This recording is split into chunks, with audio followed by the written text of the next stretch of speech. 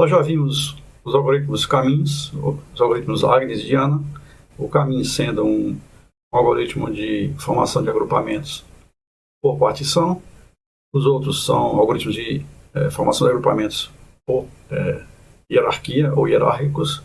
E agora vamos ver um algoritmo bem simples de formação de agrupamentos por densidade.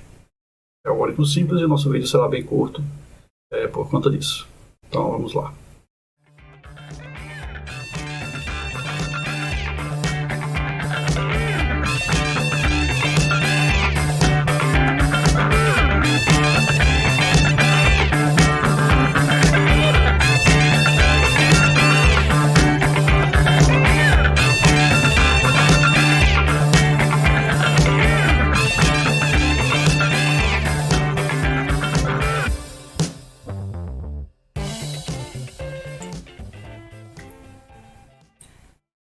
Nosso algoritmo se chama então DBSCA e esse nome se deve a esse termo: densidade, Density Based Spatial Clustering of Applications with Noise.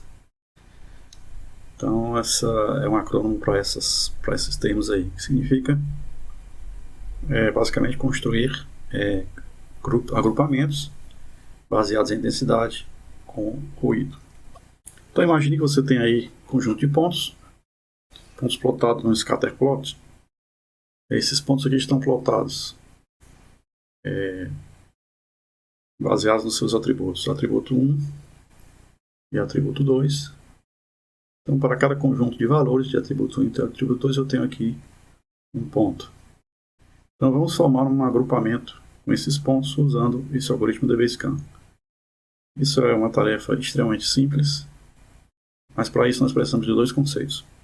A primeira coisa que nós temos que entender é o conceito de ponto interno. Então nós vamos pegar cada um desses pontos e vamos traçar um círculo em torno desse ponto com um raio R, né? Então esse raiozinho aqui que nós vamos utilizar.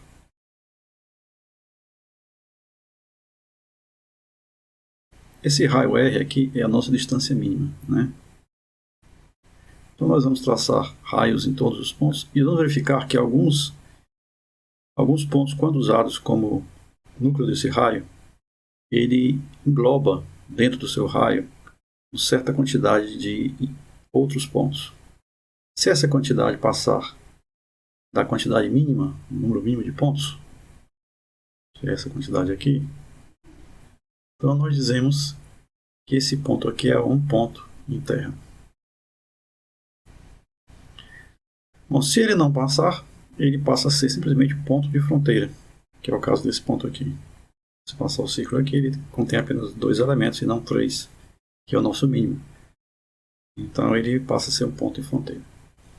Bom, e existem pontos que não podem ser classificados nem como ponto interno, o core, nem como ponto de borda ou fronteira. Então esses pontos aqui são considerados ruído. E eles são descartados pelo algoritmo, né? A seguir nós fazemos isso para todos os pontos. E obtemos uma coisa importante. Quando eu considero esse ponto aqui como núcleo, na sua linha, nós diríamos assim, dentro do seu círculo, ele engloba mais 2 pontos, esses aqui. Se eu passar agora um ciclo por qualquer um desses pontos, eu vou englobar outros pontos, no caso esse ponto aqui que está fora do ciclo inicial, mas que pode ser englobado por esse ponto aqui. Então desse ponto eu posso englobar esse, e desse ponto eu posso englobar esse, e esse ponto eu posso englobar esse.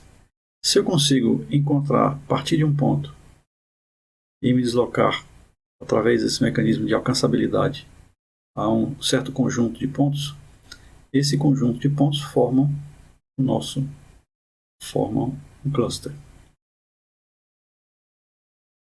ou um agrupamento. Desse ponto aqui eu não consigo encontrar mais ninguém, então esse agrupamento aqui está fechado. De qualquer um deles eu chego a qualquer um outro, mas não chego a outros pontos que estão fora do domínio. Bom, considerando esse ponto como núcleo, eu alcanço esse. Esse ponto aqui do meio ele é um ponto interno, porque ele contém dois outros elementos, formando 3 elementos no seu círculo. Esse ponto é interno e esses 2 pontos são pontos de fronteira.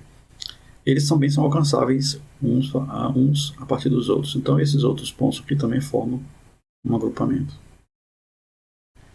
E aqui mais na frente, nós temos alguns pontos que são alcançados entre si e que também formam mais um agrupamento. Então como é que eu formo um agrupamento? A partir de um ponto núcleo, eu encontro suas fronteiras, então, verifico se elas também são núcleos ou verificamos se outros pontos estão a distância D, essa distância D aqui menor, D1, D2, D3, digamos assim. D1, D2 e D3, tanto D1 quanto D2 quanto D3 são menor ou igual a D. Então, tendo que essas distâncias são menor ou igual a D, eu formo os meus agrupamentos. E esse método é chamado, então, método de agrupamento por densidade, ou DVSK. No caso, esse ponto aqui, ele não foi alcançado por nenhum grupo, por ninguém, então ele é simplesmente moído. Ele não é ponto de borda, ele também não é ponto interno.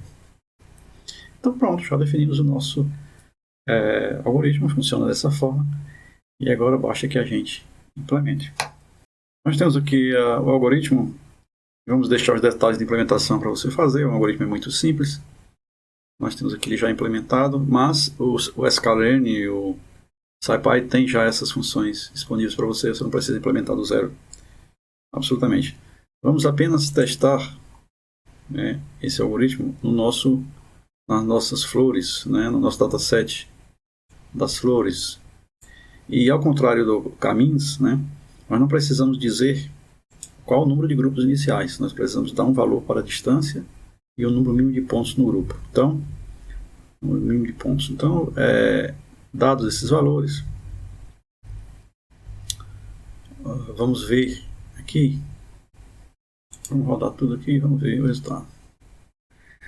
Bom, já rodou aqui, nós temos aqui no nosso grupo de flores, ele conseguiu criar 3 grupos, um grupo 0, contendo hortênsia, fúcsia, rosa hornet, quiroca, aveiro, tal, um grupo 1, tulipas, aivo, gladiola e gerânio, e o grupo 2, begônia e lírio.